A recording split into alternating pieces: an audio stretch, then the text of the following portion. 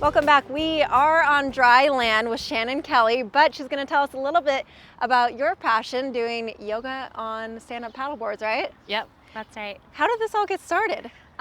People have been doing this for a little while, but a girlfriend of mine and I actually just had one conversation. She's like, I'd really like to put the two together. And I was like, great, let's go talk to our friend Lainey at Stand Up Paddle Bend. And it literally came together in just a few weeks. Do people do this in other areas? I mean, is this just a Bend thing, or Yeah, is it all it's starting over? to pop up a couple different places. You see a lot of it in Austin, Texas. There's some groups in Seattle, also all over California, and of course Hawaii. Yeah. And is it mostly yoga instructors who, like yourself, all of a sudden are like, let's do this, it'd be great, let's teach classes? I think so. Cool. Yeah. How hard is it to get, I mean, first of all, let's talk about just the paddleboards themselves. Not the easiest things to stand on. Yeah, not the easiest, but not the hardest. It's Yeah. actually super accessible.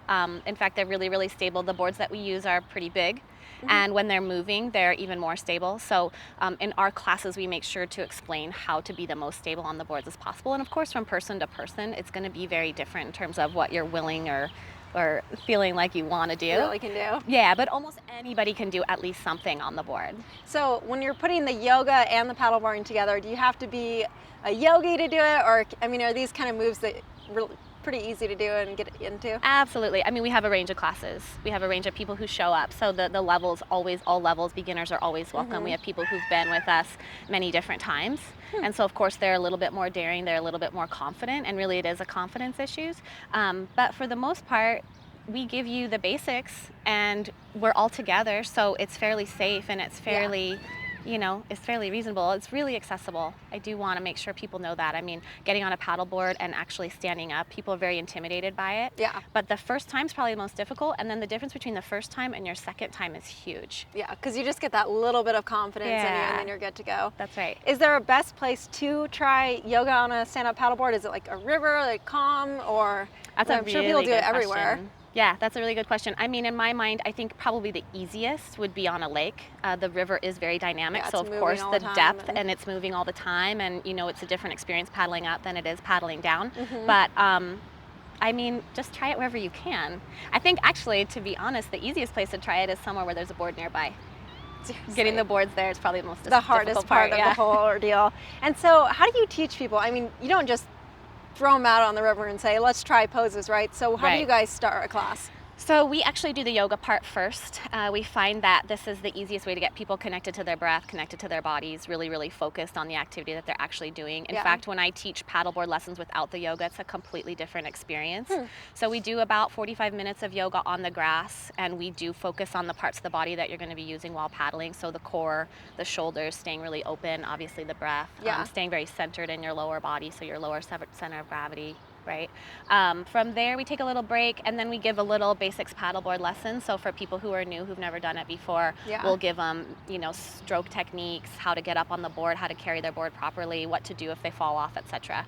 And then from there, we just get on. We paddle, we get really confident, and we gain some Yeah. kind of some basic skills, some basic confidence. And then depending on usually how warm it is, and then also the level of confidence among the students, that's kind of what decides what poses will be done on the actual boards. Yeah. How much does technique with the paddle really play into it? Huge.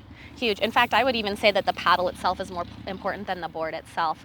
There's some things that really aren't very intuitive with paddling. So for example, you want your the fin of your paddle, the blade of your paddle to be forward as So it's opposed to almost behind. backwards of Yeah, what it's you would almost usually think. completely opposite of what you would think. The other thing that I think people are always really confused about is that you want to have straight arms. So when you're paddling, you want to almost lock your elbows. So this gets you All the out of way the out. small stabilizer muscles and into your bigger muscle groups, and also into your core. You'll get a much more efficient paddle, which means you can paddle for longer without getting tired. Yeah.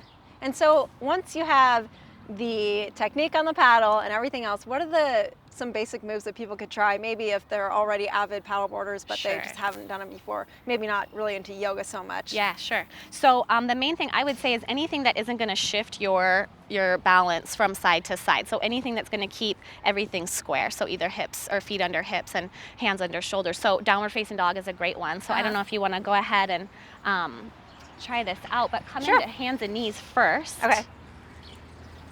And then are you just doing And then the from same here, thing? yeah, make sure your hands are spread nice and wide. Press down through your knuckles. And then you're going to curl the toes and send your tailbone up to the sky. Yeah, that's perfect. So you can feel you're really evenly placed in your weight on your hands and in your feet. Yeah. And then come back down to your hands and knees. What do you do with the paddle when you're doing this? Oh, so that's also a good question. Is it just beside you? It kind of depends. So we've tried a couple different things. There are different systems you can get for your boards that'll actually tie your paddles down, which is great specifically for SUP paddle or for yoga, but on the side of the board, but also you can go horizontal. Oh, okay, and that keeps it on a little bit too. So depending, it's kind of different for each pose that you're doing. For downward facing dog, it's nice to just have it right down the middle of the board.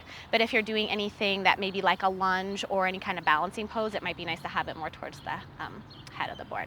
Is there another more advanced move that you would show me that maybe someone who's really into yoga and already a paddleboarder could try at home? Yeah, absolutely. So why don't we just try a crescent lunge? So you're going to step let's put your right foot forward first, and make sure your right knee is in front of your, right over top of your ankle, and then step way back with your left foot and you'll be up on your toes. And then bring your hands to your hips, square your hips, and lift your arms up to the sky if you feel comfortable. So the reason why this one is so challenging, it's going to be really important that you squeeze your inner thighs together, but the reason why this one's so challenging is because now your weight is in two different places on the board. Huh. Yeah, so not a very hard pose on land, but a super hard I pose think my on the foot even board. wiggled a little bit on land, so it's going to be interesting. I know we want to get back with you guys soon in the near future and actually come out on the water, so we'll have to share that with everyone when we do. That'd be great. I look forward to it. Okay, Shannon, thank you so much. Thanks, Mackenzie. And we'll be right back with more on Deschutes Beer and their 25th anniversary.